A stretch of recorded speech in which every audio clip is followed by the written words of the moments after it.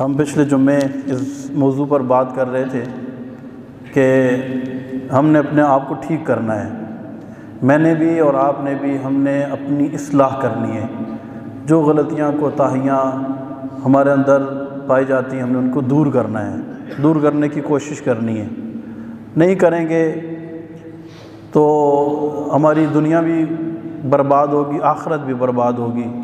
ہمارا ملک و قوم میں جو ایک ہم میں سے ہر ایک اپنے ملک کا, اپنی قوم کا ایک حصہ ہے. وہ کہا نا, افراد کے ہاتھوں میں ہے اقوام کی تقدیر, ہر فرد ہے ملت کے مقدر کا ستارہ. میں یہ کہوں کہ میں ٹھیک ہو جاؤں گا تو کیا ہوگا, ایسا نہیں ہے, بلکہ میں یہ سمجھوں کہ میں ٹھیک ہو جاؤں گا تو اس کا مطلب ہے سارے ٹھیک ہو جائیں گے. بات کر رہے تھے ہم بدعنوانی, کرپشن, بدنیتی, بددیانتی اتنی عام ہے, شرم آتی ہے ہمیں ان موضوعات پر بات کرتے ہوئے. کچھ چیزیں ہم نے ہائی لائٹ کی تھی, انشاءاللہ اس کو ہم آگے اور بڑھائیں گے. یہ چیزیں جب تک پوائنٹ آؤٹ نہیں ہوں گی ہمیں کیسے پتہ چلے گا کہ ہمارے اندر یہ غلطیاں موجود ہیں. میں بات کر رہا تھا, لوگ دودھ میں پانی ملاتے ہیں اور دودھ نکالنے کے لیے بھینسوں کو جو ٹیکا لگایا جاتا ہے, لاسٹ ٹائم ہماری یہ بات ہو رہی تھی, آکسیٹوسن کا جو ٹیکا لگایا جاتا ہے, انجیکشن.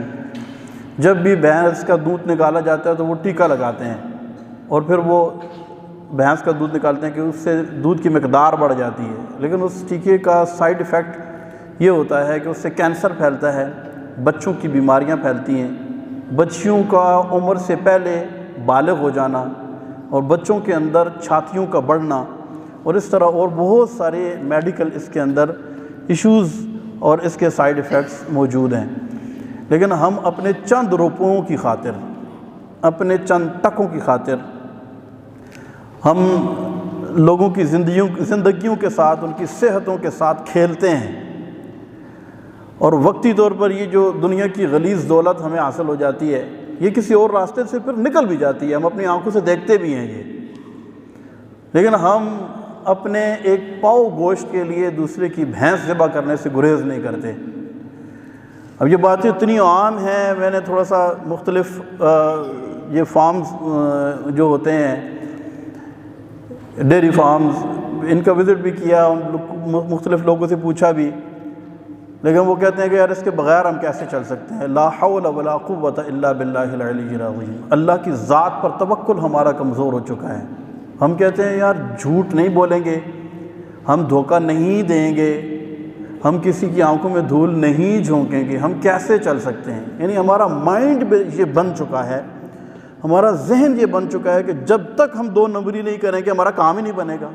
مارکیٹ کے اندر سیلز مین سے جا کر آپ بات کریں, 10 جھوٹ بولیں گے, 15 جھوٹ بولیں گے, ایک سوٹ بیچنے کے لیے, ایک چیز بیچنے کے لیے, ایک آئٹم بیچنے کے لیے. جب ان سے کہا جائے کہ آپ جھوٹ نہ بولیں, وہ کہیں گے یار جھوٹ نہیں بولیں گے تو ہمارا مال ہی نہیں بکے گا. یعنی ہم اس قدر ہمارا نیگیٹیوٹی کی طرف ہمارا ذہن چل پڑا ہے کہ ہم پیچھے مڑ کر دیکھتے ہی نہیں ہیں یار کوئی دوسرا راستہ بھی ہے. یعنی جھوٹ کے بغیر گویا کہ ہم کام ہی نہیں کر سکتے, جھوٹ کے بغیر گویا کہ ہمیں روزی نہیں ملے گی.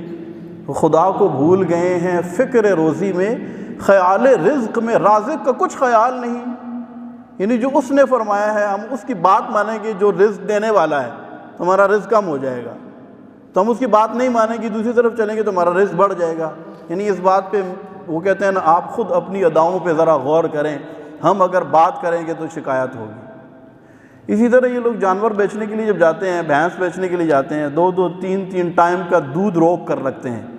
آپ نے کبھی, آپ کو اتفاق ہوا ہو منڈی میں جانے کا, تو آپ دیکھیں گے کہ بھینس کے دودھ, بھینس کے تھن جو ہے وہ اتنے پھولے ہوئے ہوتے ہیں کہ وہ بیچاری چل بھی نہیں سکتی ہے صحیح طریقے سے.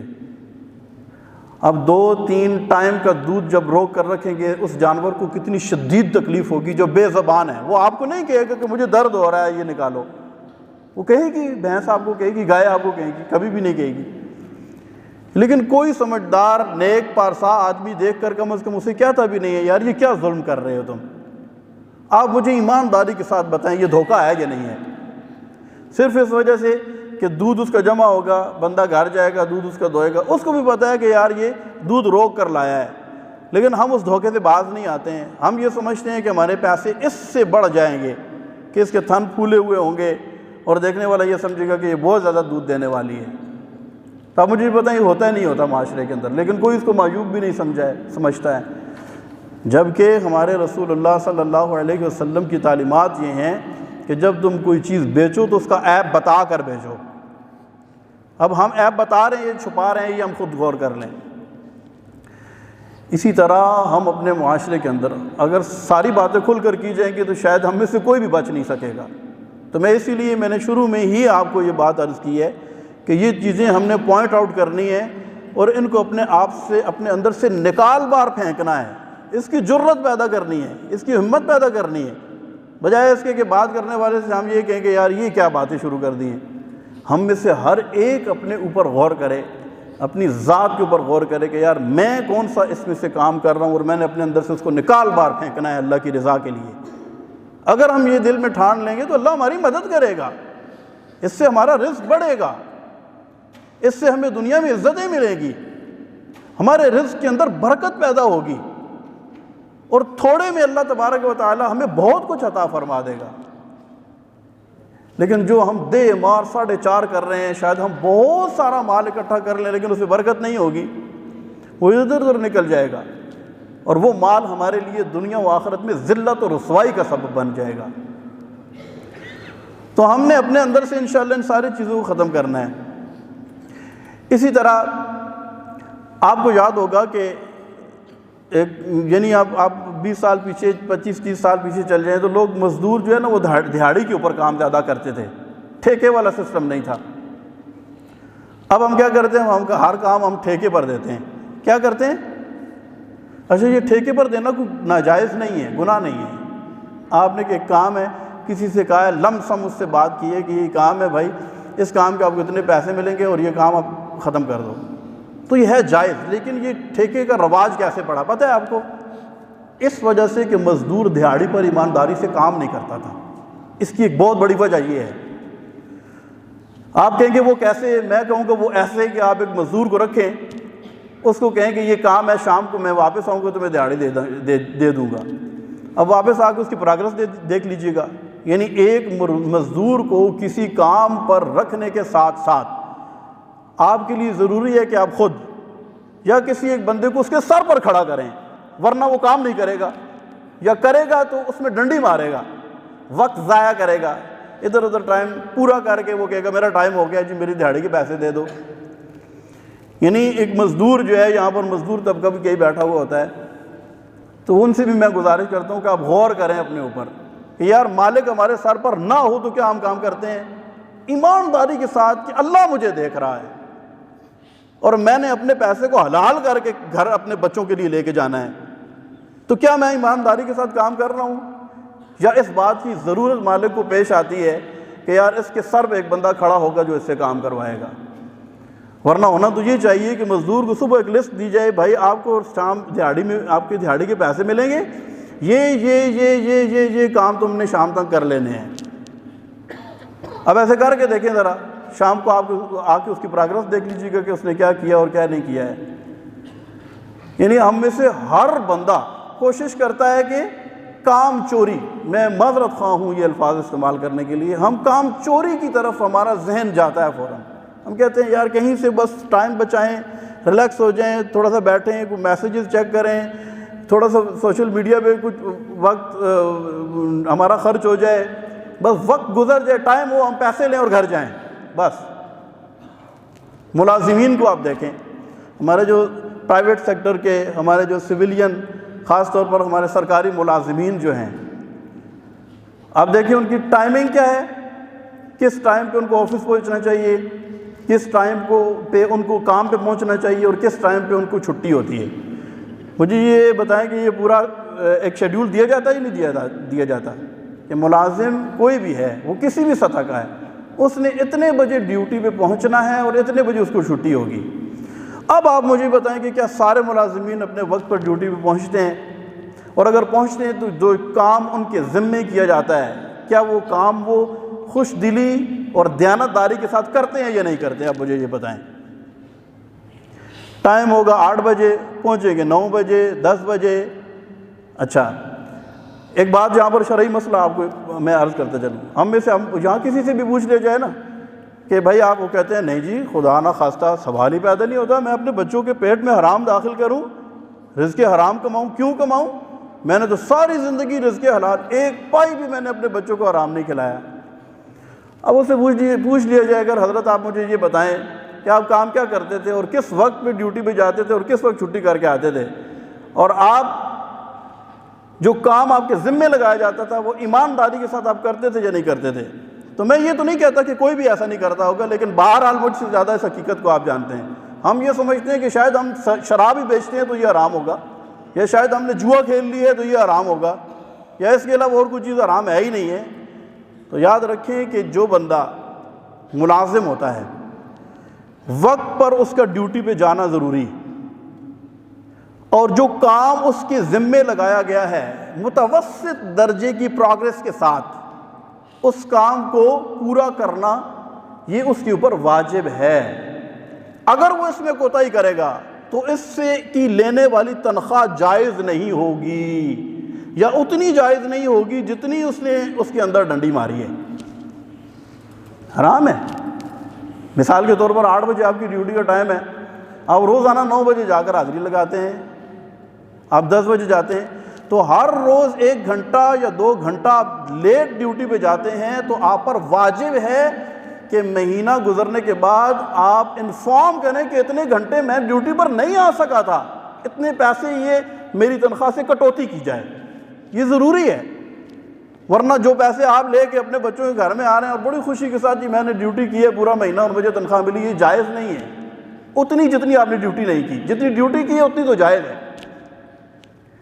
اسی طرح آپ جب گئے ہیں، کام پڑا ہوا ہے، آپ سوشل میڈیا پہ لگے ہوئے ہیں، آپ کرکٹ میچ دیکھ رہے ہیں، آپ مجھے یہ بتائیں کہ لائیو کرکٹ میچ چل رہا ہو ورلڈ کپ کا، انڈیا اور پاکستان کا میچ ہو، تو آپ مجھے یہ بتائیں کہ ہمارے جو ملازمین طبقہ ہے آفیسز کے اندر، جو لوگ اس چیز کی تنخواہ لیتے ہیں کہ ہم آفس میں آئیں گے اور کام کریں گے، وہ بیٹھ کے لائیو میچ دیکھ رہے ہیں، تو آپ مجھے یہ بتائیں کہ یہ ان کا مہینے بعد ان کی تنخواہ لینا، جنہوں نے مہینے میں 6 تو لائیو میچ دیکھے ہیں ڈیوٹی کے دوران، آپ مجھے یہ بتائیں کہ یہ ان کا تنخواہ لینا جائز ہوگا کہ نہیں ہوگا؟ باتیں میری تھوڑی سی کڑوی ضرور ہیں، لیکن آپ مجھے یہ بتائیں کہ جب ہم ان حرکتوں سے باز نہیں آئیں گے تو ہماری قوم کیسے سنورے گی؟ جن لوگوں کے بارے میں ہم بات کرتے ہیں، میں پھر اس چیز کو ذرا ریپیٹڈلی بیان کروں گا کہ ان کی پروڈکٹس ہم نے ضرور بائیکاٹ کرنی ہے، ٹھیک ہے؟ میں ادھر ہی آپ کو لے کے آ رہا ہوں، ہم نے کرنی ہے انشاءاللہ، لیکن کم از کم ہم اپنے اندر بھی تو کوئی ہمت پیدا کرنی ہے ہم نے کہ ہم اپنے اندر ایمانداری پیدا کریں۔ یعنی جن تعلیمات کو ہمارے رسول اللہ صلی اللہ علیہ وسلم نے ہم تک پہنچایا اور جو قرآن و سنت کے مطابق ہمیں جینے کا طریقہ سکھایا گیا، جس کے اندر ہماری دنیاوی بھی اور اخروی بھی ترقی ہے، ان کو ہم چھوڑ کر ہم یہ کہیں کہ ہم ساری دنیا پر ہم فائق ہو جائیں، ہمارا سٹیٹس بلند ہو جائے، از روئے قوم کے ہمارا وہ وقار بحال ہو جائے جو ہم کھو چکے ہیں، تو یہ کیسے ممکن ہوگا؟ یاد رکھیں کہ ہمارا دین، میں آپ کو مزاج بتاتا ہوں اپنے دین کا۔ نبی پاک علیہ الصلوۃ والسلام نے ارشاد فرمایا کہ المؤمن غر کریم، مومن جو ہے وہ بھولا بھالا ہوتا ہے، دھوکہ کھا جاتا ہے، وہ یہ مومن کی شان ہے، وہ دھوکہ کھا جاتا ہے کبھی کبھی۔ اور فرمایا والفاجر خب لئیم، اور جو فاجر ہوتا ہے نا وہ بدتینت اور دھوکے باز ہوتا ہے، وہ دھوکے کی تلاش میں رہتا ہے، وہ کہتا ہے یار میں کہیں نہ کہیں کوئی مجھے موقع ملنا چاہیے، میں موقع ہاتھ سے جانے نہیں دوں گا اور میں کسی نہ کسی کو دھوکہ دے دوں گا۔ یہ فاجر کی تعریف بیان کی ہے۔ اور دھوکہ دینا جو ہے نا قرآن پاک کے اندر آپ کھول کر دیکھیں، قرآن پاک کے اندر دھوکہ دینا خاص طور پر منافقین کی صفت اور ان کی خصوصیت بیان کی گئی ہے کہ منافق دھوکہ دینے میں بہت زیادہ جلدی کرتا ہے۔ وَمِنَ النَّاسِ مَن يَقُولُ آمَنَّا بِاللَّهِ وَبِالْيَوْمِ الْآخِرِ وَمَا هُمْ بِمُؤْمِنِينَ يُخَادِعُونَ اللَّهَ وَالَّذِينَ آمَنُوا، وہ کیا کرتے ہیں؟ وہ اللہ کو دھوکہ دینے کی کوشش کرتے ہیں اور ان کو جو ایمان والے ہیں۔ اور ان المنافقین یخادعون اللہ وهو خادعهم، اور جو منافق ہیں نا، منافق یہ کیا کرتے ہیں؟ یہ دھوکہ دینے میں آگے بڑھتے ہیں، یہ دھوکہ دیتے ہیں، اللہ کو دھوکہ دینے کی کوشش کرتے ہیں، مومنوں کو دھوکہ دینے کی کوشش کرتے ہیں۔ یہ تو منافقوں کی صفات بیان کی ہیں۔ کہ کرنا کچھ اور امید کسی اور کی چیز کی رکھنا. تو یہ دھوکہ دہی، یہ بدنیتی، بددیانتی، یہ ہمارا شیوا نہیں ہے، یہ مسلمان کا کام نہیں ہے، یہ مومن کے اعمال نہیں ہیں کہ وہ کسی کو ایک ذرے برابر بھی دھوکے میں رکھ کر، اس کو پردے میں رکھ کر اور اپنا مطلب نکال لے اور سفید سیاہ کو مکس کرے اور کالا چٹا یہ سارا کچھ کر آ کے اپنے چار پیسے بنانے کے لیے دوسرے کو دھوکہ دے. یہ مومن کی شان ہی نہیں ہے. وہ دھوکہ کھا جاتا ہے اپنی سادگی کی وجہ سے، کیوں کہا کہ یہ بھولا بھالا ہوتا ہے نا، وہ دھوکہ کبھی کھا جاتا ہے، ٹرسٹ کر لیتا ہے، دوسرے پر اعتماد کر دیتا ہے. لیکن یہ ہے کہ وہ دھوکہ دینے کی کبھی کوشش نہیں کرتا. اور میں آپ کو بتاؤں، ہمارا اسلام جو ہے ہمیں یہ بتاتا ہے، ہم تو یہ مسلمانوں کی بات کر رہے ہیں نا آپس میں، جو کسی کافر کو بھی دھوکہ دینا درست نہیں ہے. اب ہمارے یہاں اس کی کتنی مثالیں ملتی ہیں. جو لوگ باہر جاتے ہیں، اب مجھے ایک شخص ملا، یقین کریں اس کی بات سن کے میرے پاؤں کے نیچے سے زمین نکل گئی. میں نے کہا لوگ یوں بھی کرتے ہیں. اچھا، وہ جس نے مجھے بات جس کے حوالے سے بتائی جا رہی تھی وہ بڑا نمازی بھی ہے اور اس طرح کا ہے، لیکن اس کا مجبوری ہے، مجھے ایسے کرنا پڑا ہے. کہتے ہیں باہر کا ویزا لگانے کے لیے میں نے کاغذوں کے اندر اپنے آپ کو ہم جنس پرست لکھوایا ہے، ڈکلیئر کروایا ہے. کیوں؟ ہم پاکستانی ہیں، ہمارے یہاں اس چیز پہ پابندی ہے، تو باہر کے ملکوں کے اندر اس چیز پہ پابندی نہیں ہے. تو میں نے کیا کیا ہے، ویزا لگوانے کے لیے نہیں سمجھ آئی سب کو، کاغذوں کے اندر اپنے آپ کو ہم جنس پرست ڈکلیئر کروایا ہے تاکہ میرا ویزا لگ جائے. اور ہم کیا کرتے ہیں، ویزا لینے کے لیے، باہر کا ویزا لینے کے لیے کاغذوں کے اندر لوگ اپنے آپ کو قادیانی ڈکلیئر کروا دیتے ہیں. یہ باتیں کوئی بہت زیادہ ایسی نہیں ہے کہ آپ کو پتہ نہ ہو، آپ جانتے ہیں ان چیزوں کو. یعنی دنیا کی غلیظ دولت حاصل کرنے کے لیے اپنے ایمان کو بیچ دینا، دنیا کی بظاہر ختم ہو جانے والی عارضی عزت اور عارضی سٹیٹس حاصل کرنے کے لیے اپنے ایمان کو بیچ دینا. یعنی ہمارا حال یہاں تک اگر پہنچ چکا ہے تو اس سے آگے اور کیا بات ہوگی. پیپر میرج لوگ کرتے ہیں ویزے حاصل کرنے کے لیے، اتنی کامن چیز ہے، حالانکہ حقیقت میں اس کا کوئی وجود نہیں ہے، خالی پیپر میرج ہے، اور نام ہی اس کا پیپر میرج رکھا ہوا ہے کہ حقیقت میں یہ میرج نہیں ہے، کیا ہے، پیپر میرج ہے. تو وہ ہے حقیقت میں دھوکہ. یہ کیا ہے کہ وہ پیپروں کے اندر میرج ہے تاکہ ویزا حاصل کر لیا جائے، اس کے بعد اپنا کام نکالا جائے. حقیقت سے اس کا کوئی تعلق نہیں ہے. جھوٹ، فریب، دھوکہ، ان چیزوں کے اندر ہم اتنے زیادہ ماہر ہو چکے ہیں. یاد رکھیں، کسی کافر کو بھی دھوکہ دینے کی اجازت نہیں ہے. رسول اللہ صلی اللہ علیہ وسلم جنگ بدر، مکے سے 2 شخص نکلے، صحابی تھے، ابو جہل سے ان کی ملاقات ہو گئی. ابو جہل نے کہا نہیں میں نہیں چھوڑوں گا، میں تو قتل کروں گا تمہیں. انہوں نے کہا کہ ہمیں قتل نہ کرو، ہم تم سے وعدہ کرتے ہیں کہ تمہارے خلاف تلوار نہیں اٹھائیں گے. اس نے کہا ٹھیک ہے جاؤ. وہ خوشی خوشی رسول اللہ صلی اللہ علیہ وسلم کی بارگاہ میں پیش ہوئے. عرض کی یا رسول اللہ صلی اللہ علیہ وسلم، ہم اپنی جان بچا کر یہاں آئے ہیں اور ہم نے ابو جہل سے وعدہ کیا ہے کہ ہم تمہارے خلاف تلوار نہیں اٹھائیں گے، تمہارے خلاف نہیں لڑیں گے. خوشی خوشی انہوں نے بتایا کہ ہم نے بڑا آ گئے آپ کے پاس، یہ ہم نے طریقہ اختیار کیا ہے. تو جنگ بدر کے اندر کتنے صحابی تھے؟ 313. مجھے بتائیں ایک ایک بندہ کتنا قیمتی تھا. لیکن نبی پاک صلی اللہ علیہ وسلم نے ارشاد فرمایا اگرچہ تم نے وعدہ ایک کافر سے کیا ہے لیکن وعدہ کرنے والا تو مسلمان ہے. وعدہ کرنے والا تو کیا ہے؟ مسلمان ہے. فرمایا کسی کافر کو بھی دھوکہ دینے کی ہمارے دین میں اجازت نہیں ہے، لہذا تم ان کے خلاف تلوار نہیں اٹھاؤ گے اور ہمارے ساتھ لشکر میں شامل نہیں ہوگے. ہم تو کہتے ہیں نا جھوٹ کے بغیر کام ہی نہیں چلتا. ہم کہتے ہیں یار ہم ادھر ادھر کی بات نہیں کریں گے تو ہمارا کام ہی رک جائے گا. یعنی میں بتا رہا ہوں ہمارے دین کا مزاج کیا ہے. موت سر پر کھڑی ہے، سامنے ایک لشکر جرار ہے، مسلمانوں کے پاس جنگی ساز و سامان بھی نہیں ہے، بھوک ہے، پیاس ہے، تعداد بھی صرف کم و بیش 313 ہے، 2 بندے آ گئے ہیں تو کتنی بڑی غنیمت تھی. چاہیے تو یہ تھا کہتے اچھا آ گئے ہو چلو ٹھیک ہے 215 315 ہو گئے ہیں. لیکن فرمایا نہیں، اگرچہ کہ ہم اس وقت بڑی مشکل صورتحال سے گزر رہے ہیں، لیکن ایک کافر سے کیا ہوا وعدہ بھی تم نے پورا کرنا ہے اور اس کو دھوکہ نہیں دینا. یہ چیزیں ہمیں کیا سکھاتی ہیں؟ کیا یہ کہ ہم چند روپوں کی خاطر اپنا ایمان بیچ دیں، یا چند روپوں کی خاطر جھوٹ بولنے پر جری ہوں اور کہیں کہ اس کے بغیر گزارا ہی نہیں ہوتا، یا چند روپوں کی خاطر ہم دھوکہ دہی اور دوسرے کو پریشان کرنا، تکلیف میں مبتلا کرنا. اور میں آپ کو بتاؤں جو احادیث مبارکہ جو پچھلی دفعہ بھی میں نے یہ حدیث پاک آپ کے سامنے رکھی تھی، جس میں فرمایا من غشنا فلیس منا، فرمایا کہ دھوکہ دینے والا، ملاوٹ کرنے والا وہ ہم میں سے نہیں. ان چیزوں کے اندر اگر اس حدیث کا شان ورود دیکھا جائے تو میں نے آپ کو بتایا تھا کہ وہ گندم گیلی تھی، سرکار علیہ الصلوۃ نے ارشاد فرمایا کہ اس کو اوپر کیوں نہ رکھا، یا لوگوں کو کیوں نہ بتایا کہ یہ گیلی ہے، خشک کا ریٹ اور ہوتا ہے، گیلی کا اور ریٹ ہوتا ہے. یا اس کو یوں سمجھے کہ اگر کسی نے دودھ کے اندر پانی ملا دیا، حرام ہے، آپ کو پتہ ہے، وہ جس قدر پانی ملایا اس کے پیسے لے گا تو وہ اس کے لیے جائز نہیں ہے. یعنی اس سے بڑھ کر ایک اور چیز میں آپ کو یہ بتاتا ہوں. ایک تو یہ کہ اس کے اندر مالی نقصان ہے نا، مالی دودھ کے اندر پانی ملا دیا گیا، وہ دودھ آپ گھر میں استعمال کریں گے تو آپ کو صحت کا، آپ کو جانی کیا نقصان ہوگا؟ آپ کو اتنا ہی نقصان ہوگا کہ جس قدر اس میں پانی ملایا ہے آپ نے دودھ کی قیمت اس کو ادا کی ہے، یہی نقصان ہے آپ کو، اور اس کو اتنا ہی فائدہ ہے وقتی جو بھی اس نے حاصل کر لیا ہے.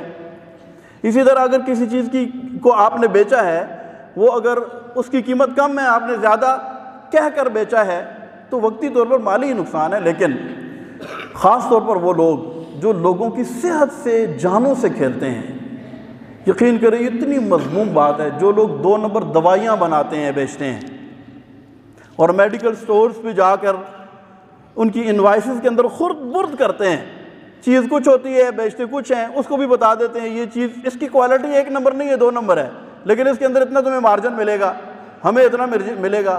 آپس میں ملی بھگت ہوتی ہے اور آپس میں گیو اینڈ ٹیک کر کے لوگوں تک 2 نمبر دوائیاں پہنچاتے ہیں. یعنی آپ اندازہ کریں کہ وہ کتنا، اب ہم ان کے لیے کیا الفاظ استعمال کریں، اور وہ کیا سمجھتے ہیں کہ کیا ساری زندگی، یا ہم نے ہمیشہ اس دنیا کے اندر رہنا ہے، کیا ہم نے مرنا نہیں ہے، کیا ہم نے اللہ تبارک و تعالیٰ کی بارگاہ میں پیش نہیں ہونا ہے.